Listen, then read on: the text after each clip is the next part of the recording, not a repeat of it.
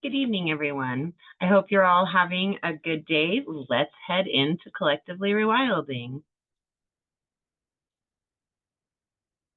All right. It's just the three of us here so far. Do you guys have anything you'd like to talk about with what you've got going on? Any questions at all, Tammy or Benny? Not at the current moment. How's your garden doing? It's doing all right. My aloes, they're Hmm. chilling. They're doing good. And the seedling? They didn't do too good. You, it's hard when you haven't got your setup outside ready quite yet. Yeah. Do you not have any good big sunny windows in your house where you could just do it inside? Well, that's what I did. I put it inside, and then you told me to go outside. You put them outside so they get So, the you, sun because they look doobie. You know what I'm saying? They needed light because they're in my so house, and but I I'm saying don't. if you have a window that lets in a lot of light. No, no, I Okay. don't. Like I do, but they're like living room windows, but like, it's not a consistent sun all the time. So, no. So I have to put it outside for sure Yeah. to literally get that sun. And, my husband just forgot to bring him in one day and Oh, yeah, no yeah, it's worries. so easy to do. You know what I have to do? I have to set an alarm on my phone. That's the only way I remember things like that anymore. I'm so busy. And I really believe that all the different wavelengths that are going through and the busyness that we have to have in our lives and all the choices for our free time and all of these different things do kind of pile up on themselves and tend to make us more forgetful than we might be. So just in the future, you might try that. You guys might have better success starting now and starting them how when does your temperature start to go down where you're more towards like high 80s, mid 80s? When they start going down, like when I start the fall season, like Hmm. I have no idea. I Well, think let's it's like look. 58 more days. 58 more days. I Okay, let's think, just don't look. quote me on it. I was Okay, looking so at it the other day. what is your zip code, my lady? It's 92311. 92311. Yeah. Oops, I like threes, but probably did that on purpose. uh, I do that all the time when people like tell me their zip code and I'm just like dyslexic or whatever. I I just I know what they said and then it's just like when I type it doesn't come out right. Totally. Okay, I didn't totally catch all that. I caught some of it, but I was trying to figure out what I wanted to ask. So if you had a question in there, repeat it for me, please. All right, here we go with this too, when you're ready. Did you have a question in there? I apologize. I heard like, No, my okay. dogs, they're like like Oh, right above me. So I accidentally I put my finger over the mic on my phone. So I probably put it and I was probably like you could hear me, but you didn't probably hear me. So I muted maybe. my mic on accident and then my dogs Hmm. started talking. No, I have it occasionally too. All right, so warm and hot periods, September to through it doesn't say through, it says to September. So it looks like somewhere, beginning of September, you're going to start seeing things going down, um, even a little bit lower to 81. So if you started if you got any transplants and you put those in, right, like seedlings, those would probably do really well, but you'd need to weather them off again, right? Or seeds for the cooler weather plants, and you definitely could start them indoors. And then once they start to develop their leaves, that's when you'd want to start taking them out where they could get sunlight so they didn't get that stemmy quality, right? And you could probably do some right now. So your cooler weather plants are, do you remember were you with us when we talked about brassica, cruciferous, all of that? And I don't know if I say brassica right. That's just how I pronounce it, but it's I don't the think so. Maybe I okay. was. Not quite sure.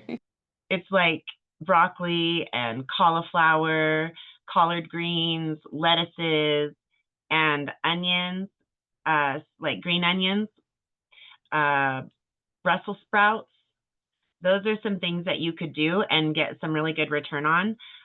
You could probably still put carrots in or maybe radishes. And I would just do maybe 4 cups. Your process is really good. You just need that light. Everything looked good. The only component that was missing was the light.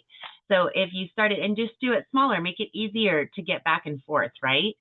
And another thing that might make it a little easier eventually is to look to get a cart that would hold your bins so that you could just load it up and move it. You could even pull it then when everything's working, right? Yes, So for sure. does that sound like Hmm. a more reachable plan? Yeah, it sounds good to me. You could definitely start and just, pick 5 or so things and put it just, Yeah. 3 or 4 of each thing. You had great germination success. You can reuse the cups that you used already. They didn't get depleted. You can still use that soil. You don't even have to start over in that regard. Yeah, they're probably like if I watered them, there's like squash and there's a couple herbs in there that probably could still grow if I really, watered it. Probably, who knows? They're going But to be yeah. really rough, right? Because they started off without Yeah. enough sunlight and then now they've really dried out. You and your area really, I mean, you could have some decent success at this time, better than you could have right now because of the temperatures with the right plants.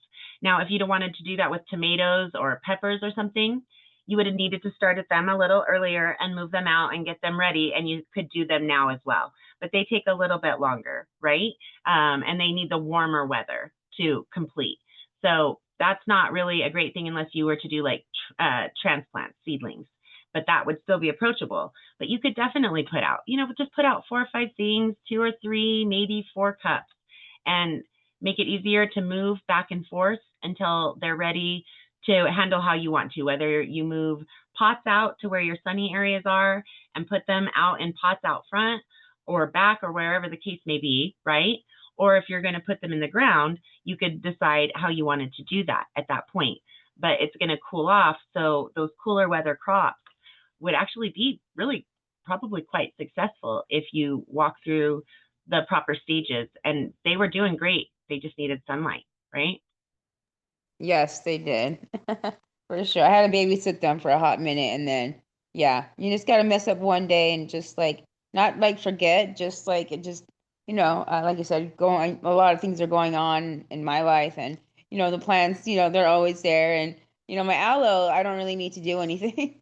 So like I gotta get in the routine of literally, making it like a commitment, because when I garden, I just garden, I just if I forget, I forget, and then if it dies, I'll plant another one, So yeah, I just gotta train my brain to I'm telling get you, up. the Mhm. phone, you can set it up on a pattern so that it goes off at a certain time and every other day or every day or whatever. It's really easy. I can walk you through it sometime very quickly. Probably gonna have some annoying sound on my husband's phone because he's the alarm kind of guy. I don't do the alarms, but I'll do the reminders. But like he sets one to go to bed and all that stuff, and he has like Metallica playing. I'm like, okay, maybe I should maybe I should like listen to Sabrina. Maybe have some loud music to get me outside. I I don't use loud music or I won't hear it. I have to have like a more noticeable type of a chime. I don't like the dee dee dee any of that, but I put like some sort of pleasant little loud noise. Yeah, I have to get him up. Like, so Metallica, anything that's hardcore to get him up. Like, all right, dude, your song's on. Get the hell heck up, you know? That's a good song. Those are good. So yeah. And then let's see if Benny had anything to say over here too. Still want to plant but haven't been able to. It's a little rough in your area, Benny. You could do cool weather plants as well. Let's if you wouldn't mind putting your temperature in there, I will, or your temperature, excuse me, your zip code in. I'll look to see how long your warm weather lasts in order to be able to get some like, all right, thank you, cool weather crops. Okay. Let's do this. Haha, we already have it set up. I love it when that happens. All right.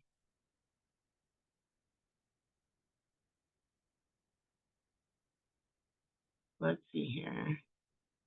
See, average highs around 83 in July. August has lower 80s. And then you drop down to where it's not very great. December 3rd. So yeah, it's not the best explanation here, but I think you would do just fine with those cool weather crops if you wanted to as well. So, and again, you guys, really, it doesn't have to be this huge thing, right? I wish that I would have been able to do this in stages more for what we have here, right? We've talked about that before. I was so lucky to have my parents come up and dig all these structures, but we weren't really quite ready for it. And it's overwhelming. So when you can, don't overwhelm yourselves. Do it so that it's fun, right? Pick even just one or two things and just get the experience, right? Do you like containers? Try one in the ground, one in a container, you know, just do something fun and experience it. Don't worry about big, worry about having fun with what you're doing and do it in stages, you know, just getting one or two things in this last season where you can experience it, whether you go with seedlings or seeds with those cooler weather plants, right? And Benny, I wouldn't really recommend any of the warm weather plants for you right now. Tomatoes, peppers, all the nightshades, potatoes, squashes, zucchini, cucumbers, I think are also a warm weather crop. So, you know, you want to stick with those cool weather crops. And carrots are a quicker root vegetable, and you can actually leave them in the ground for quite a while and things. So this is a great time still to experience something and just do something that you can manage. We are all so busy, right? So I didn't try to go crazy beyond what we already have to handle with the dirt, and then taking the opportunity when it presented to get our invasive aspen and silver birch cut down.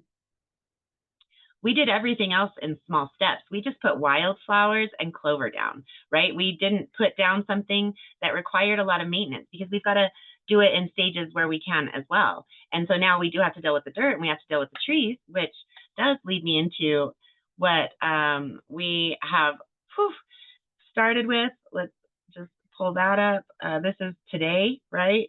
Thank goodness we have gotten the majority of the felled trees, smaller pieces out, right? We still have some of the big pieces. It's going to amaze you when you see the full pile, and most of, if not all, of these pieces to deal with over here.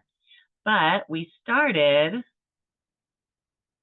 with, let's see, where's a good picture? I mean, this is where it's all cut down, but yes. So, you know, you can just get an idea. I showed it from a couple of different angles. This really, it's from underneath our white, it's not, is it white spruce? I can't remember at the moment. I think it's a white spruce. And you can really see like how much it's changed, but the angles aren't that great with all of the trees that are still left. It's hard to see how much there really was to deal with, and it was quite incredible. So coming from this and, you know, just piles of wood to where we just have the bigger piles of logs, and in fact, we couldn't move these. So we're gonna have to figure something out for this one at least, and probably this one. We may have to, you know, lift them up, drop them down, lift them up, drop them down. They are very heavy pieces of wood, but those are the ones that we're going to use in the walipini. And these will be the ones that, let's pull that up a little bit bigger.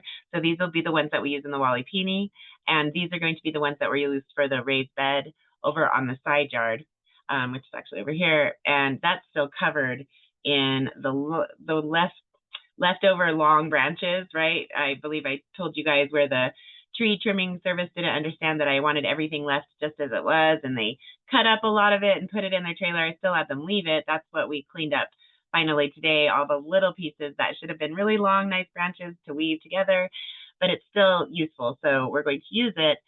There are a good number of branches still left on, and I keep doing that, on the side yard over here where we can do some small, maybe a circular raised bed out of them. There's not a lot. We were going to do quite a lot with it, but we're going to use these instead to, if I can move it down, great.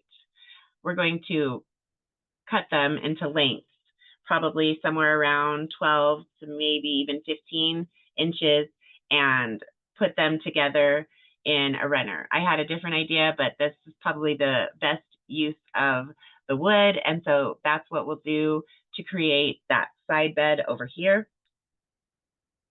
And use what we have. It'll slowly turn itself back into usable dirt. About 10 years is the best that you can hope for out of all of this material. However, that 10 years is going to allow us the time to save up money to buy things if we choose to make it a longer lasting piece of groundwork, right? Not any of it's going to last very long because I don't want anything that's been treated. So it's all about what you want the look to be, how much you want to spend, and I don't want to spend any more than I have to. I would way rather invest in doing other things.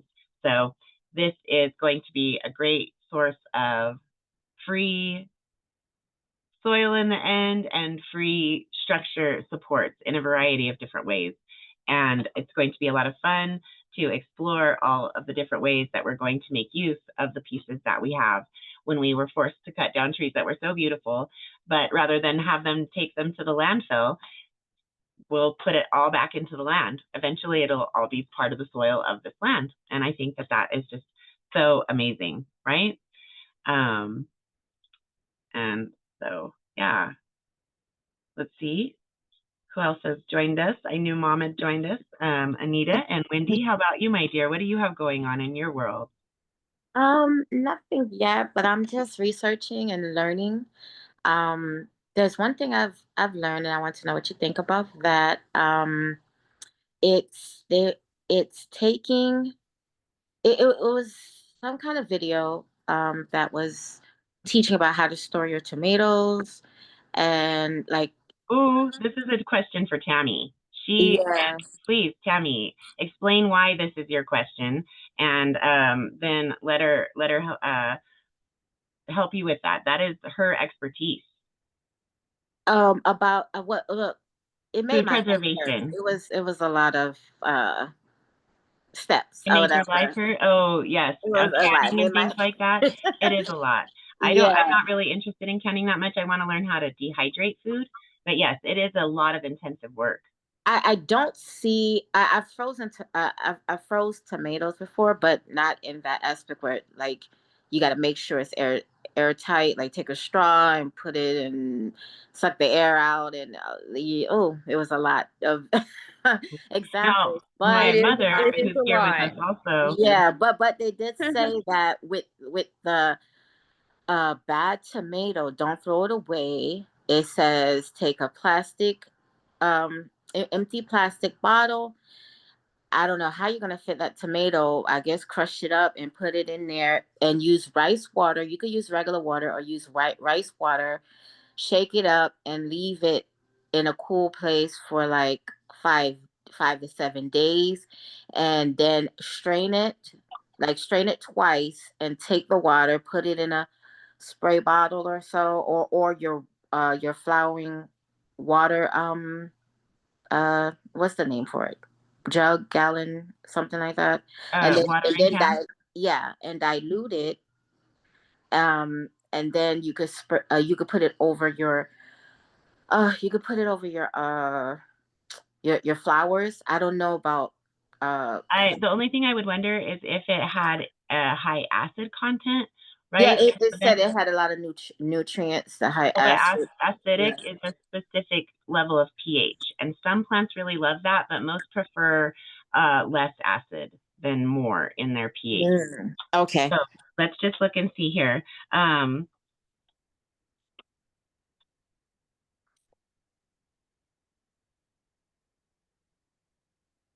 Okay. Now,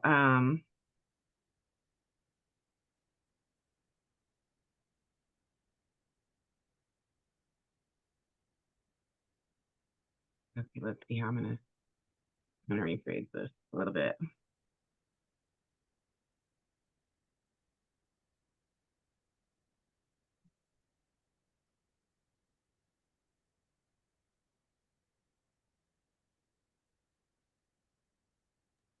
I can post a lot of information on that,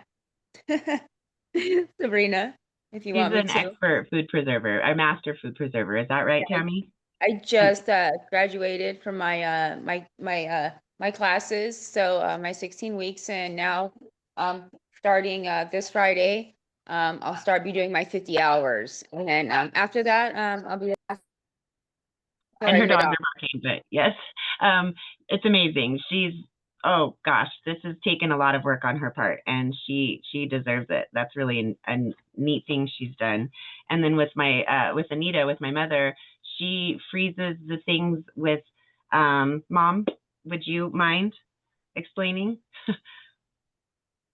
Let's see if she's here with us. You have to unmute yourself. Freezing. Freezing what?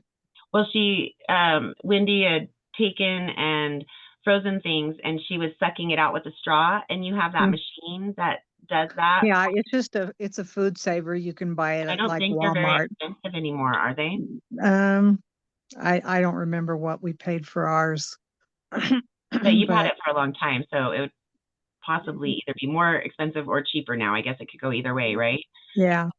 But yeah, you have to be careful amount of liquid in it, but they have a special attachment that you can use to put, like you're saying, a straw type. It's got a little plastic tubing that you put in on it, and then you could put in and seal it up that way.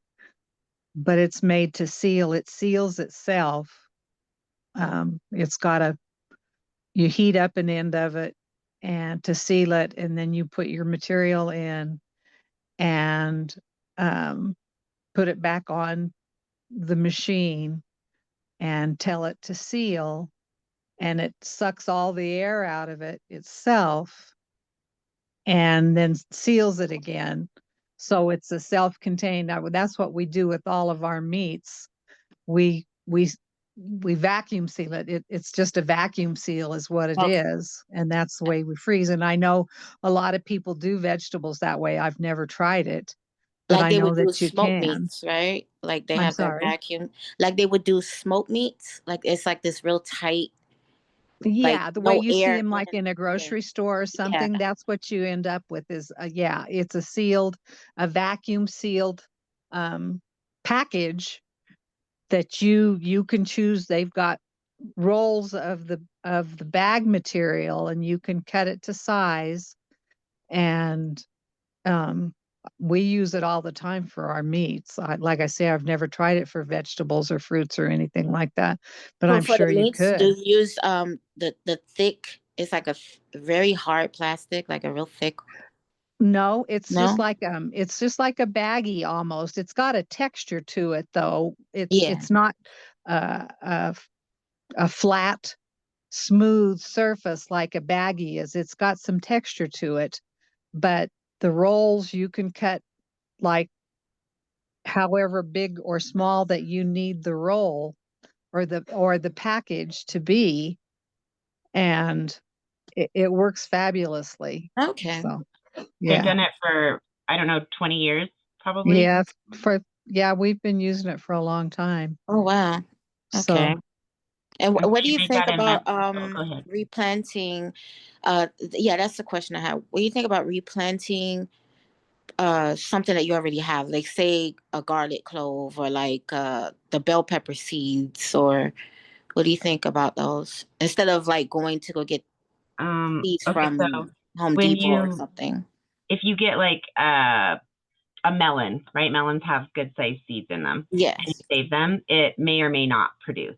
And if it does produce, it's not going to be like an heirloom where it will produce seed that will produce. It will eventually peter out. Some of them will be successful, some of them won't.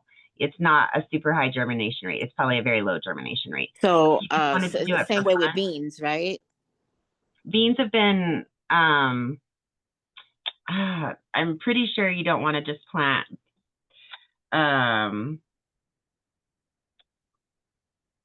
Any type of beans. I think pigeon peas seems to work. I think we got one in the front lawn of our condo complex. Someone planted it, so okay, so oh, I'm sorry, go ahead. No, I just saw someone at the bush picking the pigeon peas pods. And I couldn't, it's almost like it cut off. You may Oh, have. I'm sorry. I saw some we have a pigeon peas bush out in the front, and I saw someone picking it. So I guess it's growing. So I guess that worked out. So That's awesome. Well, this yeah. is saying that yes, dried beans sold for cooking at the grocery store can be planted and grown into bean plants. However, it's recommended to test the beans for viability. So you want to float them in water. And I believe it's the ones that float that are no longer viable. Got it.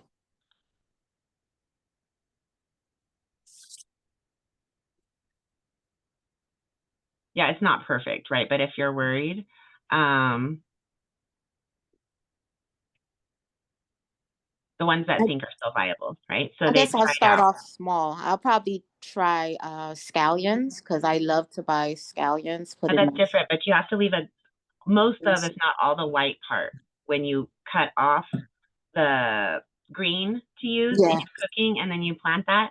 That will work, but you don't get to use much of your white part, if any at all. You want a good inch at least of the onion left to do that with. Okay, so scallions come from onions, or scallion is something by itself? I apologize. Scallions are dried oval-like onions, aren't they? No, I was thinking of how. No, they're very long. There's the green, the white. So you can get green scallions. We can't get them around here. See, I thought so, but I've never been able to buy green scallions. The root is white, like and the like top part is green. Yeah. Mm-hmm. Okay. So you don't get that I have no experience with. Go ahead. I'm sorry. You don't get that around there? No, you can get them dried as if they were, an onion, but they're different shaped, right? But we have green onions. We don't have scallions. You know what? I think it's the same, isn't it? No, they're different. Oh, really? Oh, well, I buy green onions. Yeah, green onions. Okay, yeah. So you want that good inch or so, at least, of the green onion left, the white part. And if the white part's short, get a little bit of the green. You want, well, no, just the white part, but you want a good chunk of it, right?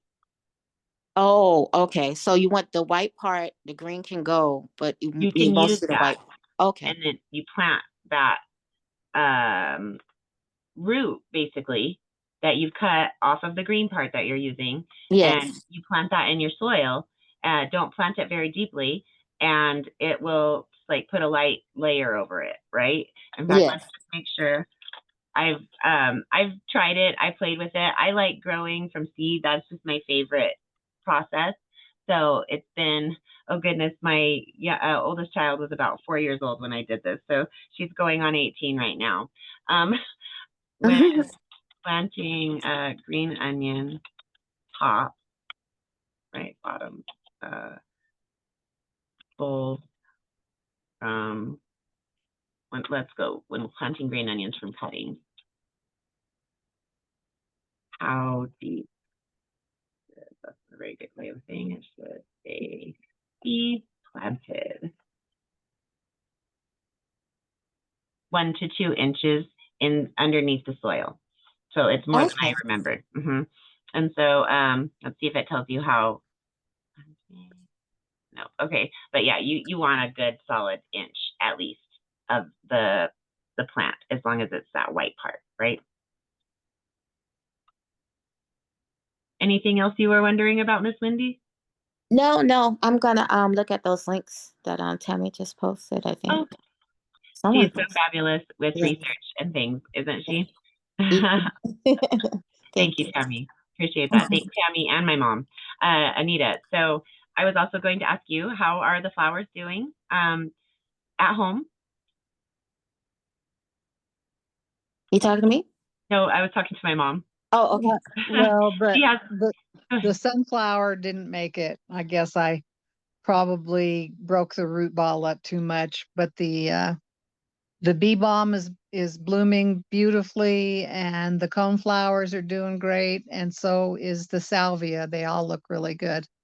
That's wonderful. That's So excellent. And are you seeing a lot of activity from birds and pollinators of various sorts? I haven't noticed a lot of bees around. I've got hummingbirds like crazy. I've got about 25 hummingbirds coming around. I'm making 6 cups of nectar a day, filling up those 2 feeders all the And you wash time. them out regularly, right? Oh yeah, I clean them before I fill them every time. So yeah, they are. I've never used so much sugar in my life. But yeah, Well, that's wonderful. And are they going to the flowers at all? Doesn't I really haven't. sound Well, much like hummingbird they're not friendly going to go flowers. down. I don't think they're going to go down to the flowers because they're on ground level, and the cat is too active I was in wondering the backyard. how that would. Hummingbirds have a lot more protection than some other kinds of birds.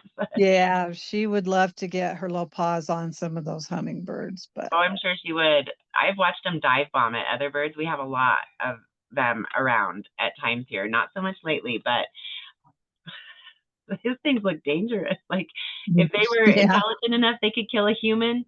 Chance, problem, like right through your brain. If they hit the right spot, those little suckers they're aggressive against Yes, they other are. birds, you know, Yeah. and they have some tools. So Yeah. funny So wildlife. It's not passive, right? right. All right. Well, anything else anyone wants to say? It is about time to wrap it up. All right, everybody. Let's head on into Collectively Rewilding and check out our calendar. Our next upcoming class is going to be Miss Tammy's class. And now you all know that she has not only been studying this, as Benny and I are well aware, for quite what you said 16 weeks is what it took, Tammy? Actually, Benny actually attended the classes with me on my Discord. So him and Vanessa were with me the whole 16 weeks. So I got to share my screen, and Benny is smart himself, so he knows a little bit.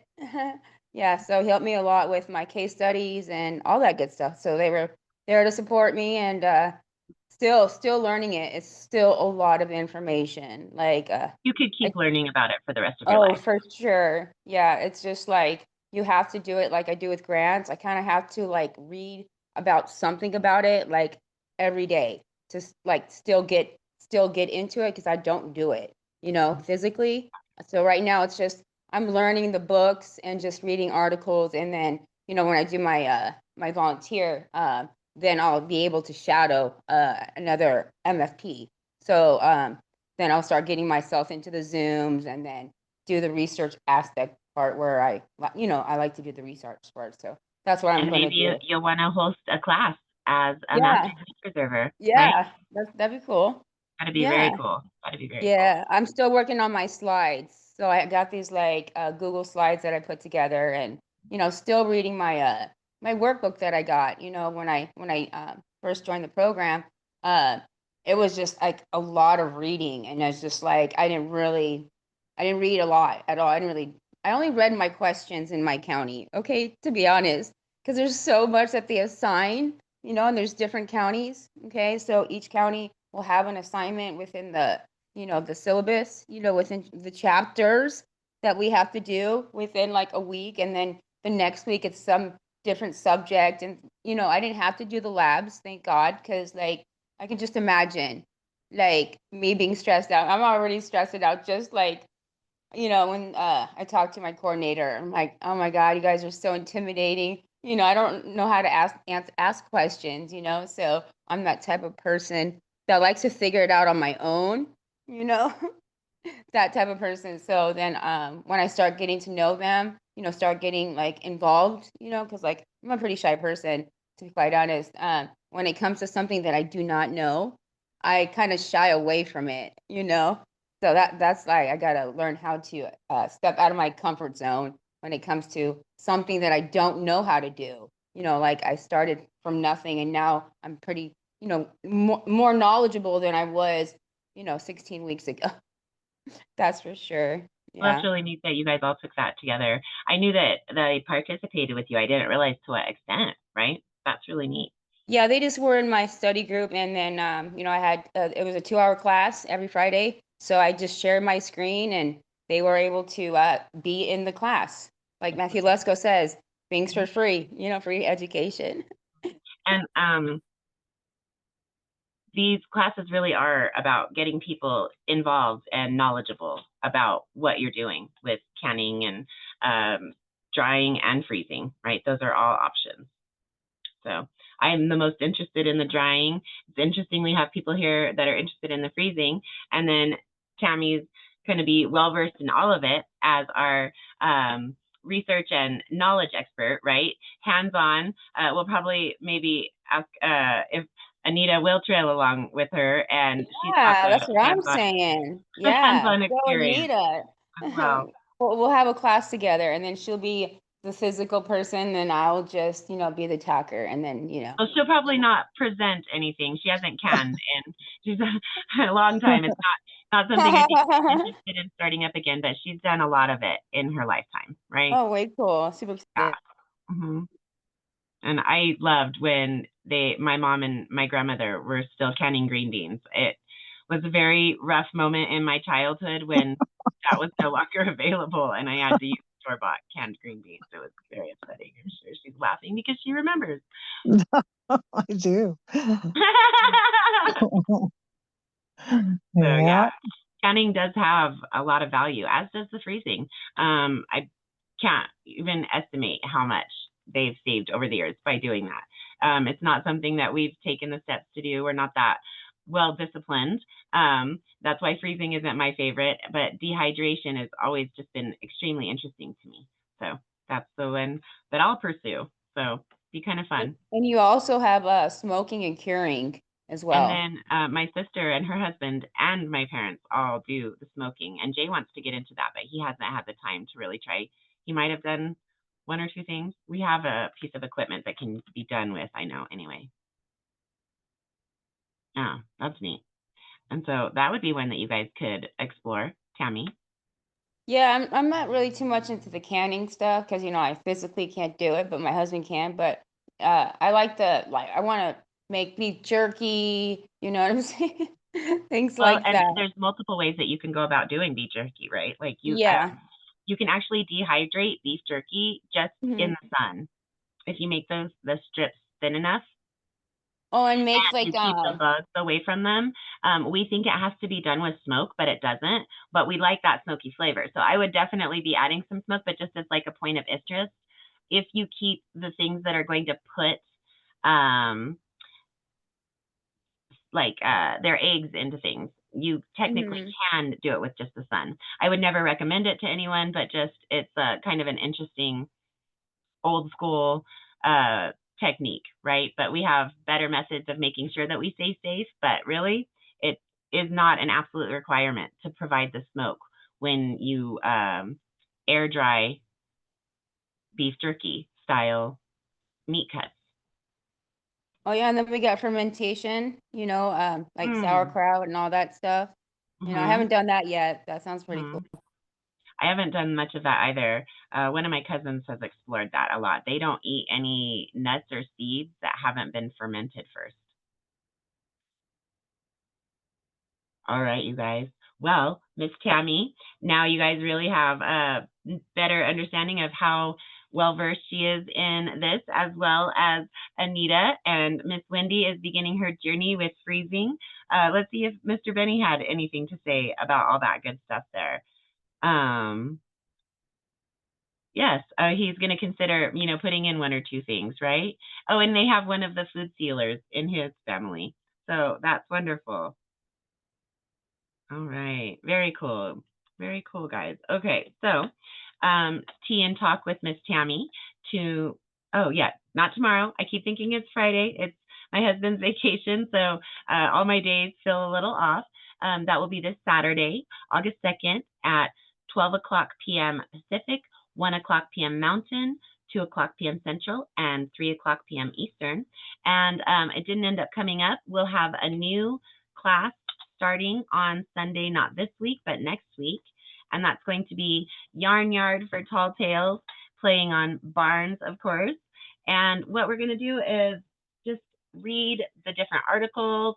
I have all of these books, and we'll just tear through a small bit, whether we read a chapter or two or read an article or two, and then just talk about what we've read, what we think about it, if we like it, if we don't like it, and just have a kind of calm way to ride out the weekend and introduce this material to you guys. There's a lot of really great information out there, and it's something that I already have. I have a library, a small library, which could literally be filled with my agricultural books. So we can explore so many different fun topics within that. And that will start this next Sunday, not coming Sunday, August 10th at 7 o'clock p.m. Pacific, 8 o'clock p.m. Mountain, 9 o'clock p.m. Central, and 10 o'clock p.m. Eastern. Can you tell I've been going all day? I am worn out. I can't even think of the time zones, and you guys know how often I do those. So that will be the next class, and I will be back with you, of course, on Monday, August 4th at 7 o'clock p.m. Pacific, 7:30 Mountain, 8:30 Central, and 9:30 Eastern. Hope to see you guys all there, and I hope you have a great beginning to your weekend, starting sort of tomorrow. A lot of people call Friday the beginning of the weekend, right? Oh, and there's my dog, Tammy, contributing. She's ready for it to be time to be done. Please feel free to unmute everybody and say good night. Buenas noches, everybody. Good night. Everyone. Good night, Enjoy Benny. your days. Good night, everybody. See you soon.